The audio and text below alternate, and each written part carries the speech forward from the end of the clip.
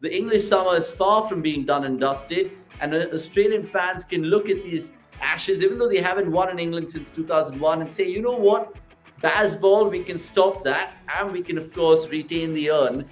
Let's get Mel's thoughts about Ashes and her early predictions. Going forward, Mel, what do you feel? Are you getting an incline that it could be a really, really good Ashes, or do you think one-sided? Talk to me. No, I've been more excited about this Ashes series than any I've covered, just because, mostly because of what England have done in the past 12 months. And we've seen this revolution. And, along the way, when it first started happening last summer, there were a lot of people saying, well, but are they going to be able to do it on flat tracks in Pakistan? And then they did do that. And then, they're going to be able to do it against New Zealand. Well, and they were playing the same style of cricket. It didn't, they did lose a test there, but can they do it against South Africa? Can they do it against... Now, of course, it's all moved on to, can they do it against Australia? And that's been so much fun to watch. I've absolutely loved every part of that. And every time you think, no, they've come up against the biggest hurdle, they've managed to find a way around it. And it's interesting, again, listening to Pat Cummins. He said that they approached this summer as a 6-test tour, and when he went to Pakistan, the mantra was, we're looking at this at a 15-day test. So you've got that holistic, long-term, big picture plan. Then on the other side, when Ben Stokes took England to Pakistan and was asked about the 15-day test thing, he said, oh, that sounds like too much hard work. We're going to try and win every test. And, I don't know that he was looking at the whole Ireland and into the Ashes as necessarily like one big tour. England just want to win every test. They don't like to draw. He's made it pretty clear, Ben Stokes, that he's not going to be playing for safety. They're going to be doing everything they can to entertain and win every game. So you've just got these two kind of contrasting philosophies. Australia's bowling attack, I think, is actually perhaps stronger now than it was when they were here last time. And they still have that, Smith, Labuschagne blockage if you get a couple of early wickets, and now Travis Head with the counter punch. So I just think with that against England's unbelievable middle order, who knows? It wouldn't surprise me if none of the tests went for 5 days, providing the weather plays ball, but that they might swing wildly one way and the other. Have a big win here, another side has a big win, and just seeing that sort of momentum swing about a bit. That wouldn't surprise me, but it's so hard to pick. I think I had to make a prediction the other day. I think I said 3-2 England. So I guess I have to stick with that, just with home advantage. But I think it's going to be a close thing, and it's very, very difficult to predict. I mean, I'll tell you what, 3-2 will be brilliant from a neutral cricket fan's perspective. And just like every other Ashes series, right, the mind games have already begun. We saw what Steve Smith said about Jofra Archer earlier, last month, I think it was.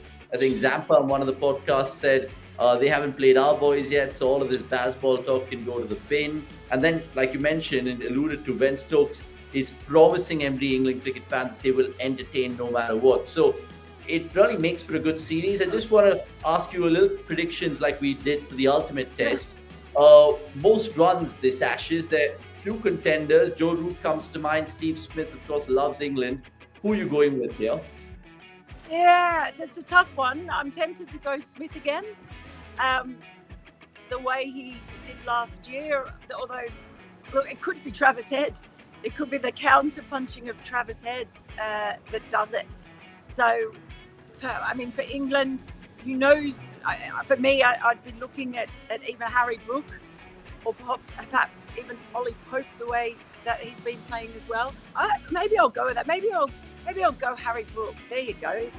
I could have gone an Australian, but I'll go Harry Brook. Okay, love it. Before I ask you most wickets, producers have asked me to ask you the X factor in this Ashes. You can give me one name from both sides. Who's going to really light it up? Yeah, well, I have to say Scott Boland now, don't I? And who knows, the trick is with even picking highest wicket taker or something is it might be difficult for for both teams to play fast bowlers more than 3 tests, although Pat Cummins has said he wants to play all 5. But Scott Boland, I think, is a massive X factor for Australia. For England, it may well be. I'd love to say it was Moeen Ali. God, wouldn't that be a great story? I'd love it to be Moeen Ali just for the story. I really would. Ollie Robinson, I think, will do really well. But again, if I'm going to say X Factor, I'm probably going to go Harry Brook again. May as well be consistent.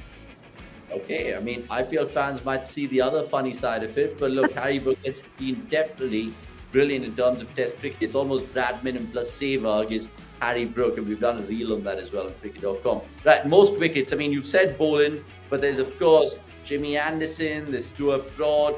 I mean, Pat Cummins could really have a say as well. So, who do you fancy in this one? Yeah, as I say, it's hard because it's hard to know who's going to play the most tests. Maybe Pat Cummins, if he does play all 5, he's probably the most likely of the Australians to play all 5, because I don't think Jimmy Anderson will. I don't think Stuart Broad will. And Ollie Robinson, I don't think he will either. So maybe I will go Pat Cummins. Okay, love it. Pat Cummins, I mean, he would be chuffed if he actually has the earn as well, let alone the most wickets award in that series. Finally, combined Ashes 11 really quickly, if you can just tell me from the top of your head, who would you have as your dream Ashes 11 from these squads? So you can pick 2 openers and you can pick whatever combination you want. Oh, wow. So yeah, sorry, I've just got a policeman that's come near me. I'm a bit worried they're going to arrest me for loitering, or maybe if I say something too pro-Australian. So ideal Ashes 11?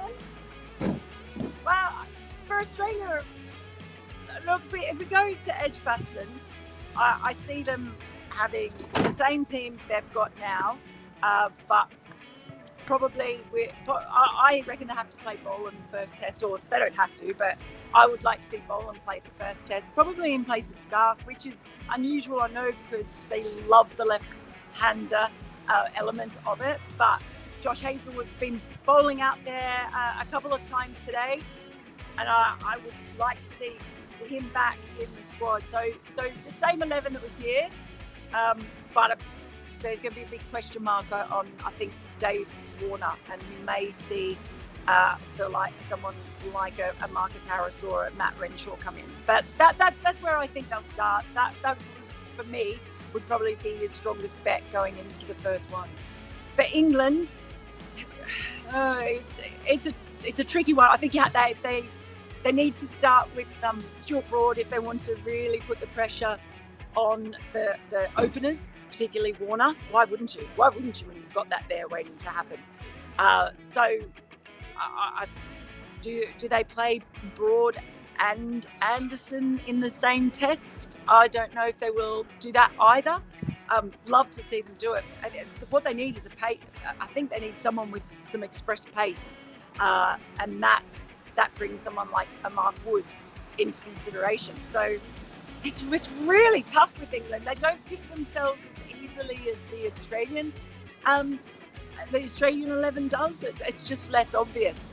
If Moeen Ali comes in, and why would they bring him into the squad if they don't play him? That is an incredible move. Are we going to get the overs out of Stokes that we're used to getting out of him? Because then that changes the balance of the team, although he did post picture of him bowling. So, I don't know, throw your hands up in the air. Might we see Robinson, Broad and Wood in this first one with Moeen Ali there as well, and Stokes still in that all-rounders role? I think the top order is pretty much as you imagine it's going to be, as it has been for the last few. So I don't see any changes there. I think I don't think that, despite what some fans think, that they'll be dropping Zach Crawley. So that's probably where I'd land with that bowling attack in there, I guess. But it's hard, right? It's not as easy as Australia's. No, it's not as straightforward, and that's what makes it more compelling, I guess, this watch, which will be the Ashes, which commences from the 16th of June. You guys can catch it on cricket.com in terms of the live blog and the analysis and all the in-depth stats that you'd need to know about the oldest rivalry of the game.